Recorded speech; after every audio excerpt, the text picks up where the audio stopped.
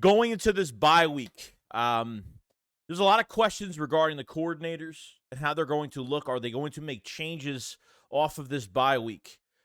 And strictly in this video, we're going to be talking about the Eagles secondary. We're going to go over statistics, so this might take a little bit longer. But big play Slay, Darius Slay himself, spoke up at the end of the Dallas Cowboys game. Spoke up.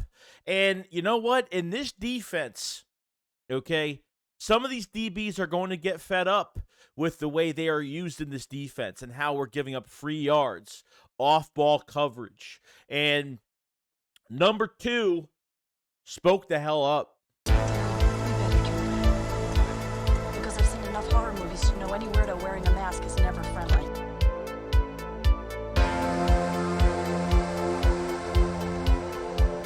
With the money that you put into the defensive line, the money that you put into regarding, the DBs and who you're paying, and when you're playing off ball and you're not generating that pass rush and things like that, it definitely gets kind of annoying at times. It's when you can't contest anything.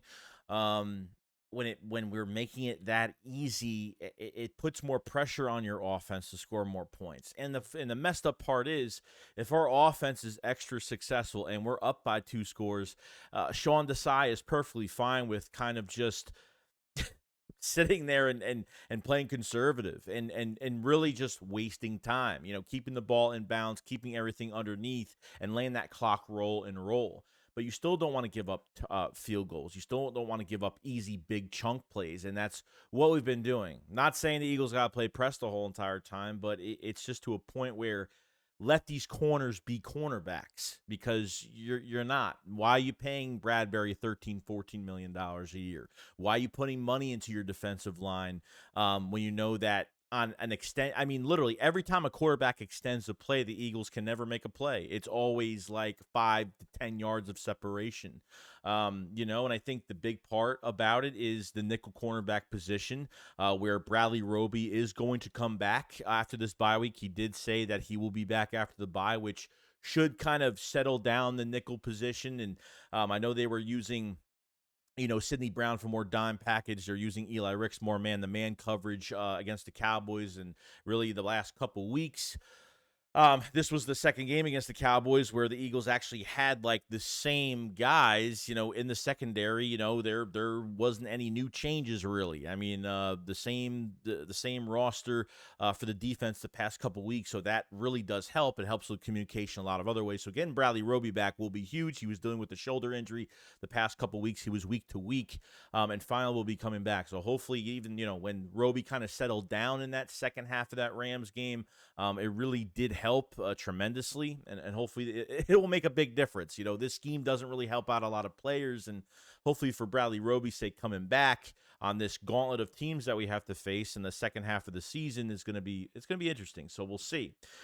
Now, going back to big play Slay, he kind of went out there, and there was some news that did come out, which, we won't find it. You don't really find this out until the game's over, what was said. So it says, this from Zach Berman, says Slay has moved to the slot a few times this season against Jefferson and Cooper Kupp in particular. It says, with the game on the line Sunday, Slay wanted CeeDee Lamb. And apparently a quote from Slay says, at the end of the game, I told coach, if he goes to the slot, I'm going to the slot.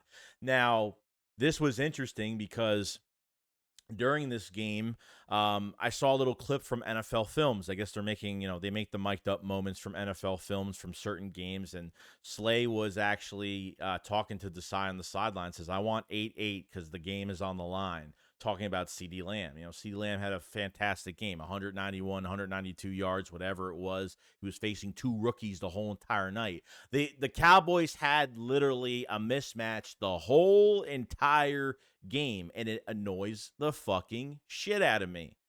Okay? It's just insane. So Slay spoke up and said, I'm tired of just sitting on one side. And I understand. Here's the thing. I know it's easy to say put Slay on the best receiver every week. The problem with that is that they don't have the safety help. And it's just on certain situations where if you put Slay on the inside, you're more likely to give up an even bigger play on the outside if Eli Ricks or Sidney Brown goes to the outside or something like that. So that's why they don't do it. But with Bradley Roby coming back in, they really have to start shadowing Slay a lot more. And I think the stats do show. So he got tired of Sean Desai. He's like, dude, I need 8-8. If 8-8 goes inside, I'm going on 8-8. I'm tired of watching this. You know what I mean? He didn't say I'm tired of watching this, but I get what he's saying. He's frustrated.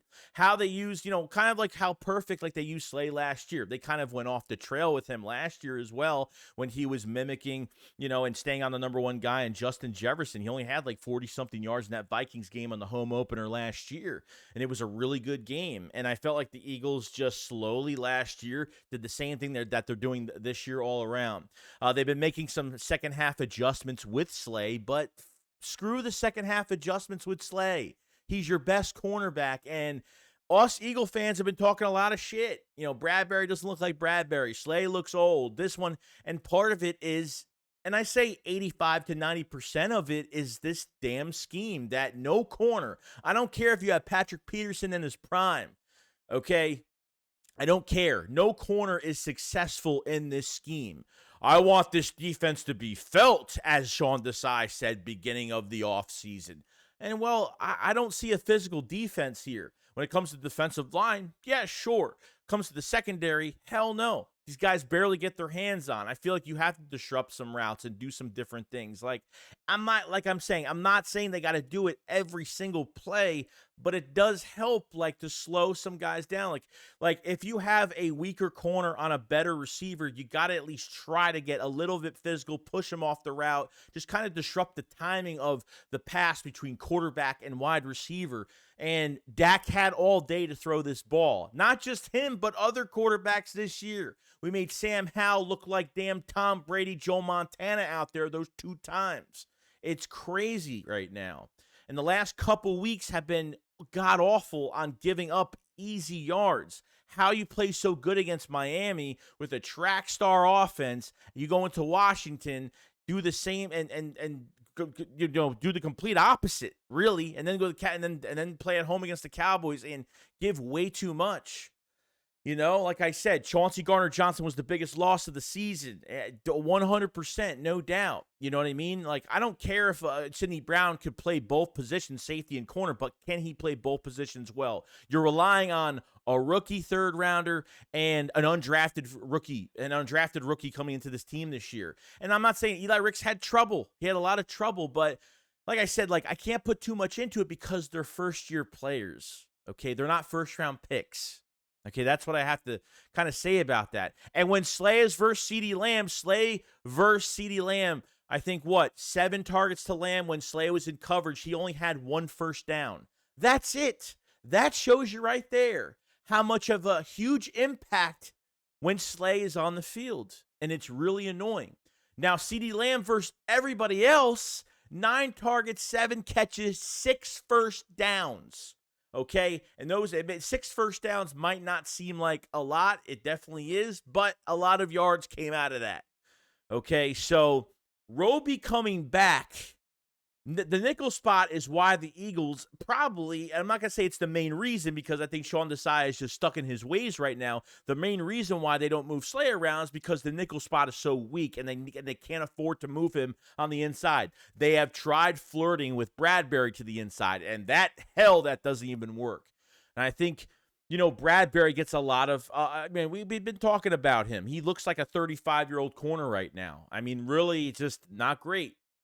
Even for the statistics for the game, I mean, so Bradbury in general with 8 targets, 68 yards, 5 first downs allowed, and a touchdown. I think that was, I forgot what touchdown it was, the right, and I think it was Tolbert on the, when these quarterbacks like Dak and some of these other quarterbacks, when they extend plays, I feel like the Eagles already lose. I already feel like the Eagles lose on that play. Every time a quarterback extends a play, the Eagles are going to be trailing in coverage by 10 yards or more. That's how crazy it is, dude. I feel like every time, we don't contest anything, and it's just nuts. If it's 2nd and 20, third and long, I understand doing the off-the-ball thing. I absolutely get it, but it's making everybody look bad. It's when you see multiple corners looking that bad, it really means your scheme is taking over, and your players are failing in the system. Slay had enough and had to speak his mind. Sidney Brown, 4 targets, 50 yards. He gave up 4 first downs and a touchdown. Eli Ricks, 4 targets, 72 yards, 4 first downs allowed. You know what I mean? So really nothing was contested too much, and it's really annoying. And I'm glad that Slay opened his mouth and said something and was like, dude, like I got to cover this guy. We're making this too easy right now. Like I want 8-8 because the game is on the line. Like, so Slay has no control over where he's lined up. Desai does this defense the way he wants to do it. We knew that going into the season with the new defensive coordinator when Desai was hired, that the defensive scheme is not going to change too much. But even Desai didn't really blitz too much in this game. Like if it's 2nd and long, I forgot what play it was early in the game in the first half, and you're still trying to blitz 4 guys. At least bring in a blitz on a 2nd, 3rd and long. So at least Dak could throw a short pass, or a quarterback in general has to throw it really quick. That actually happened last week against Washington Commanders. Like, remember the Pringle, the overthrown Pringle throw by Sam Howell? Slay, they actually blitzed everybody, and Slay pretty much thought it was going to be a quick pass, and it ended up being almost a 40-45 yarder downfield. I mean, crazy, almost 50 yards. It was kind of nuts. Thank God it was overthrown because of the pressure. But it's, I don't know, like, is Nick going into this whole situation that, like, and that's another thing with Nick Serianni, like, he defended, okay? He's defending the 3rd and 3 with A.J. Brown. And I don't get how he defends it. He said today at his press conference, okay, he said that, I would do it again. You know what I mean? Like, he has trust in these receivers. I get it. And sometimes, people aren't going to, I think we said this last night.